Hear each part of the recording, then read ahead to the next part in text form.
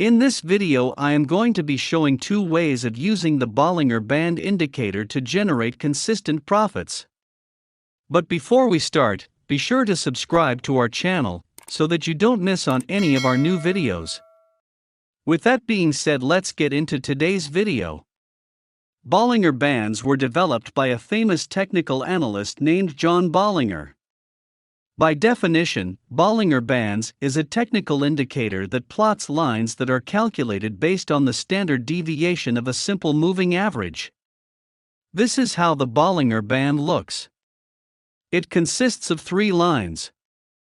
The middle line here is a simple 20-period moving average. The upper line is plotted based on two standard deviations above the 20-period moving average. Similarly, the lower line is calculated based on two standard deviations below the 20-period moving average. These two blue lines can also be called as the upper band and lower band respectively. The Bollinger Bands are very popular among traders because they help in determining whether the price is higher or lower on a relative basis. Throughout this video, we will use the Bollinger Bands on their default settings of a 20-period moving average with a 2 standard deviation. The distance of the bands is based on standard deviation and hence, they adjust to the underlying volatility of the asset. This means that in a sideways market, the bands become tight. And in trending market conditions, the bands become wide. 95% of the price action is contained within these bands. Hence, if the price comes near the upper band, we can say that the price is overbought and it may reverse on the downside. Similarly, if the price is near the lower band, we can assume the price to be oversold and an upside move can be expected. This is not always true. In a strong uptrend, the price can stay around the upper band for several candles. Similarly, in a strong downtrend, the price can stay at the lower band for several candles. The Bollinger Bands can also help in identifying stop loss and profit targets. For instance, if you place a buy order at the crossover of the middle band, which is the 20-period moving average, the upper band becomes your target. On the other hand, if you place a sell trade at the crossover of the middle band, the lower band becomes your target. Now that we have understood the basics of the Bollinger Bands, it's time to come to our first strategy. The name of the first strategy is the squeeze breakout strategy. This strategy is based on the fact that the market keeps moving from phases of high volatility to phases of low volatility. In other words, the price moves from ranging markets to trending markets. Hence, if we spot a low volatility market condition, we can expect a big move in any direction. Our goal with this strategy is to capture these big moves. For that, the first step is to find low volatility areas. Here is how a low volatility period looks. This is a 30-minute chart of the Amazon stock. Look at the middle band. It is as flat as a horizontal line.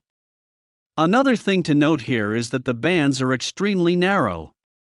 Both of these points indicate that the price is in low volatility.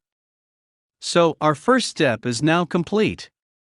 We have successfully identified an R of low volatility. The second step is to wait for the market to make a trending move. The trending move could be in any direction. Hence, we have to keep an open mind. According to this strategy, we sell when the price closes below the lower band. Similarly, we buy when the price closes above the upper band. Let us now skip a few candles. Here, the price closes below the lower band and hence we sell here. But look at what happened next. The price reversed and made a move on the upside. Hence, this was a false signal. How do we avoid these losses? In the early years of my trading, I tested this strategy several times, and I actually found a way of avoiding these false signals. Let us go back to step 1. Here we have identified the low volatility period.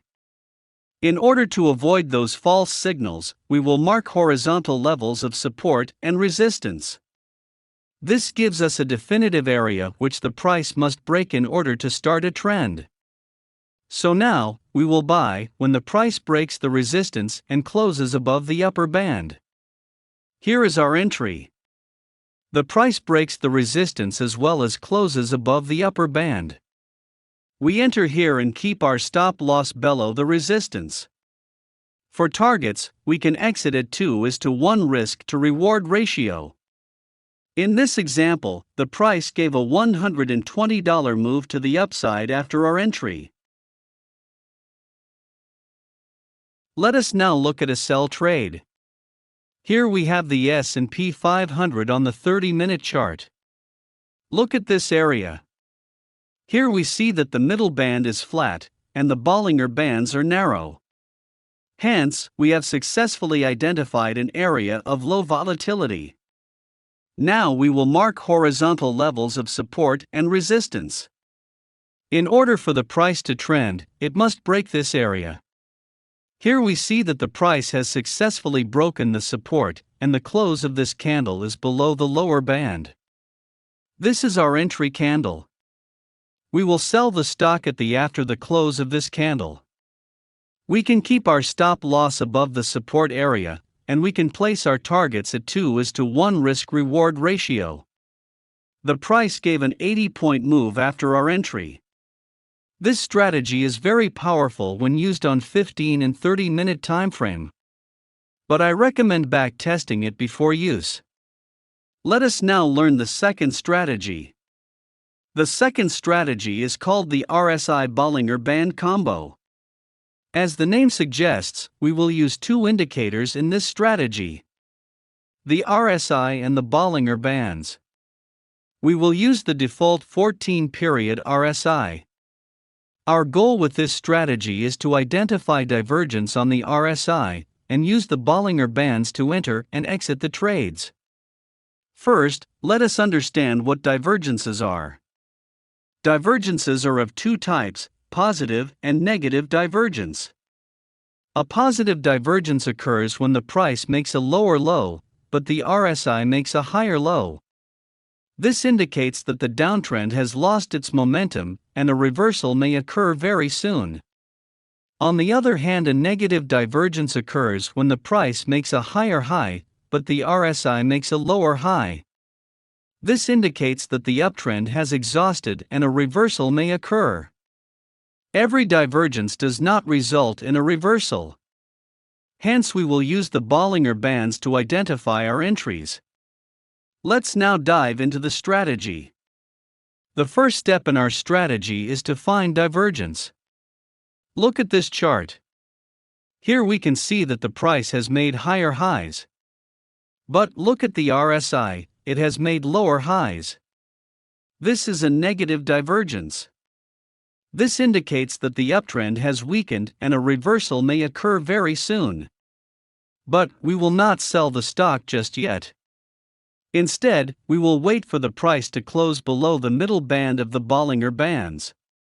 Here is the candle that closed below the middle band. We will sell the stock here. We will keep our stop loss above the upper band, and we will keep our targets at 2:1 risk to reward ratio. The stock gave a 2% move within the next few hours after our entry. Let us now look at a buy setup. We have the Euro-USD pair on a 30-minute time frame. Here we can see that the price has made lower lows. But if we look at the RSI, it has made higher lows. This shows a loss of momentum in the downtrend. Hence, we could see a reversal in price. But we will not buy just yet. We want the price to close above the middle Bollinger Band. Here is our entry, as the price makes a strong close above the middle band. We enter at the close of this candle. We keep our stop loss below the lower band. And we will place our targets at 2:1 risk-reward ratio. The pair gave an 800 pip move after our entry. This brings us to the end of this video. The strategies shared in this video are very powerful. But, I recommend back testing this strategy before using it. See you in the next video.